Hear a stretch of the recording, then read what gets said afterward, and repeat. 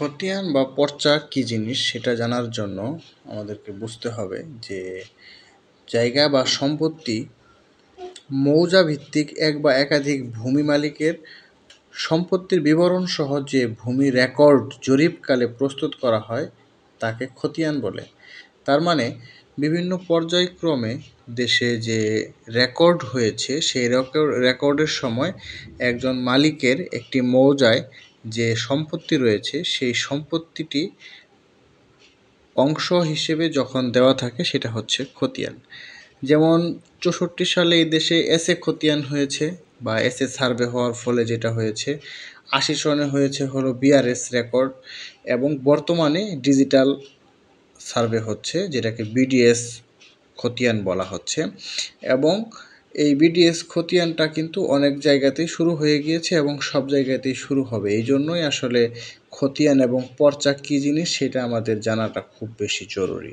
এবং এই আধুনিক কালে আপনি এখন কিন্তু পর্চার জন্য আপনাকে সরকারি দপ্তরে যেমন ভূমি অফিস কিংবা জেলা যে রেকর্ড রুম সেইখানে না গিয়েও আপনি সহজে কিভাবে আপনার খতিয়ান কালেক্ট করতে পারেন, পর্চা সংগ্রহ করতে পারেন সেটা কিন্তু এখানে আমরা আজকে দেখাবো।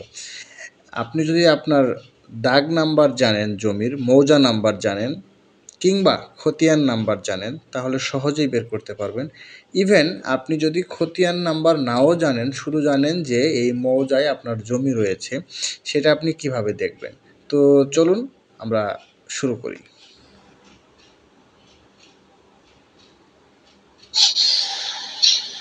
এখানে কিন্তু আমরা একটি আরএস রেকর্ড দেখার চেষ্টা করছি, যেটা জামালপুর, ময়মনসিংহ বিভাগ, জামালপুর জেলা, মেলান্দহ থানা দিয়েছি আমরা। তারপর আরএস রেকর্ড দিয়েছি।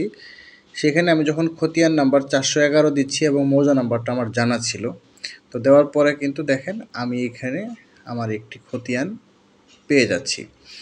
তো খতিয়ান নাম্বার দিয়ে আমি পেলাম। এখন যদি ধরেন খতিয়ান নাম্বার আমার জানা নাই, আমি মালিকের নাম দিয়ে বের করব। তো মালিকের নাম যদি এভাবে আমরা এখানে দিয়ে সার্চ করি তাহলে কিন্তু এখানে ওই মালিকের নামে বা ওই মালিকের নাম অনুসারে ওই মৌজায় যতগুলো নাম আছে একই নামের সবগুলো বের হয়ে আসবে। তো আপনাকে বুঝতে হবে যে আপনি যে মালিকের খতিয়ান খুঁজতে চাচ্ছেন তার পিতার নাম কি বা তার সাথে আর সহমালিক কে কে হতে পারেন সেটা সিলেক্ট করে কিন্তু আপনি খুব সহজেই এইখান থেকে সার্ভে খতিয়ানগুলো পেয়ে যাবেন। ঠিক একই রকমভাবে সার্ভে খতিয়ানের পাশাপাশি আপনি নামজারি যে খতিয়ানগুলো হচ্ছে, তার মানে নামজারি খতিয়ানটা হচ্ছে আসলে আপনি এই সার্ভে খতিয়ানের ধরেন যে একজনের জমি আছে 5%, সেখান থেকে আপনি 3% কিনেছেন, তাহলে ওই সার্ভে খতিয়ানের বইতে ধরেন 411 নাম্বার যদি খতিয়ান হয় সেখানে কিন্তু 5% জমি রেকর্ড করা আছে।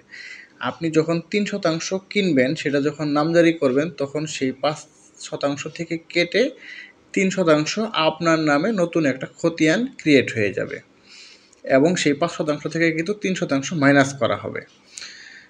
তো আমরা আপনাদেরকে এইখানে দেখাচ্ছি দাগ নাম্বার দিয়ে কিভাবে বের করা যায়। দাগ নাম্বার দিয়ে ব্যক্তির নাম দিয়ে কিংবা খতিয়ান দিয়ে বের করতে পারবেন সার্ভে খতিয়ান। এখন নামজারি খতিয়ান আমরা এখানে দেখার চেষ্টা করছি। ময়মনসিংহ বিভাগ, জামালপুর জেলা, মেলান্দহ থানা দিচ্ছি এবং মৌজা নাম্বার বা মৌজার নাম যেটাই হোক, ধরেন এই গোবিন্দপুর মৌজায় আমি খুঁজছি। এখন খতিয়ান নাম্বারটা আমার মনে আসছে না, আমি খতিয়ান নাম্বার জানি না, এটা আমার নিজস্ব একটা খতিয়ান বের করব আমি যেটা নামজারি করেছি। তো আমার নাম দিয়ে এইখানে যখন আমি সার্চ করব তখন নাজমুল নামের যতগুলো আছে এই খতিয়ানে এই মৌজায় সব চলে আসবে। এখন এইখানে যেটা দেখতে পাচ্ছেন যে এই যে 3371 যেটা পেয়েছি, এটা কিন্তু আমি যেটা খুঁজছিলাম যে খতিয়ানটা সেটা এখানে চলে এসছে এবং এই খতিয়ানটা আমি চাইলেই এইখান থেকে ডাউনলোড করে নিতে পারবো। ডাউনলোড বলতে এখানে কিন্তু 100 টাকা আপনাকে এটার জন্য পরিশোধ করতে হবে। এটা আসলে খুবই উন্মুক্ত একটি জায়গা। eporcha.gov.bd থেকে যে যারা কম্পিউটার চালনা করতে পারেন যে কোনো ব্যক্তি কিন্তু খুব সহজে আসলে নামজারি খতিয়ান বা সার্ভে খতিয়ান থেকে আসলে খুঁজে বের করতে পারবেন যে আপনার ওয়ারিশ, আপনি যাদের ওয়ারিশ, আপনার দাদা, আপনার নানা কিংবা আপনার বাবা মায়ের নামে কিংবা কাউকে সহায়তা করার জন্য আপনি যদি খুঁজে দেখতে চান যে তার নামে সেই মৌজায় জমিটা আছে কিনা, জাস্ট আপনাকে জানতে হবে যে জমিটা কোন মৌজায়, কোন জেলা, কোন থানায় তাহলে কিন্তু আপনি সেইখানে ব্যক্তির নাম দিয়ে সার্চ করেই কিন্তু সেখান থেকে আপনি বের করে ফেলতে পারছেন যে তার নামে সেইখানে কোন কোন দাগে কতটুকু জমি রয়েছে।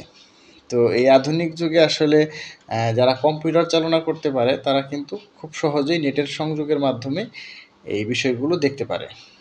তো আশা করছি আপনারা যারা নিজেদের জায়গা জমি আছে বা খুঁজে আসলে ওইভাবে আপনারা জমি জমা সম্পর্কে কখনো চেষ্টা করে দেখেননি, তারা আসলে খুব সহজে ঘরে বসে দেশে বিদেশে যে কোনো জায়গা থেকে কিন্তু আপনারা এভাবে সার্চ করে দেখতে পারবেন এবং চাইলেই সেই খতিয়ানটি নির্দিষ্ট মূল্য 100 টাকা পরিশোধের মাধ্যমে আপনি কিন্তু খতিয়ানের একটা পিডিএফ কপি এখান থেকে ডাউনলোড করতে পারবেন।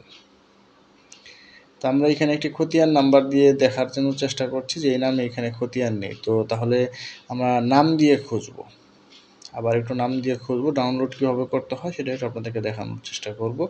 যদিও এই ওয়েবসাইটটিতে আজকে একটু এটা ডাউনলোড করার সময় বা দেখার সময় একটু ঝামেলা করছে, সেক্ষেত্রে নামজারি খতিয়ানগুলো আসলে আপডেটের কাজ চলছে, তো যার জন্য নামজারি খতিয়ানগুলো সব সময় আসলে আপনি কালকে নামজারি করে এসছেন আজকে এখানে ওয়েবসাইটে পাবেন, বিষয়টা এরকম না, এটা প্রক্রিয়াধীন আছে। তারা চেষ্টা করছে আসলে সেগুলোকে ওয়েবসাইটে লিপিবদ্ধ করার জন্য, কিন্তু অলরেডি যেগুলো রেকর্ড হয়েছে আরএস বা বিআরএস সেগুলো থেকে আপনি সহজেই আপনার বংশের বা আপনার নিজের জায়গা জমিগুলো কিন্তু আপনি এখান থেকে খুঁজে বের করতে পারবেন। তো আপনাদের আরও বিশেষ কিছু জানার থাকলে আপনারা অবশ্যই কমেন্ট বক্সে আমাদেরকে জানাবেন, আমরা আপনাদেরকে সেইখানে বোঝানোর বা সহায়তা করার চেষ্টা করব। এছাড়া নামজারি কিভাবে করতে হয় ঘরে বসে সেটার জন্য আমার আলাদা একটি ভিডিও আছে, আপনারা আমার চ্যানেলে গিয়ে নিজেই কিভাবে মাত্র 1170 টাকা খরচ করে নিজের নামজারি করে ফেলতে পারেন এবং নামজারিটি কী অবস্থায় আছে সেটি ট্রেস করতে পারেন সেটিও আমি আপনাদেরকে দেখিয়ে দিয়েছি। এখানে দেখেন যে অনলাইন কপি বা সার্টিফাইড কপি কীভাবে ডাউনলোড করা যায়। ফি পরিশোধ করে আপনি আপনার জাতীয় পরিচয়পত্র এবং সেগুলোর বিস্তারিত তথ্য দিয়ে কিন্তু এখান থেকে ডাউনলোড করে ফেলতে পারবেন। তো ধন্যবাদ আপনাদেরকে।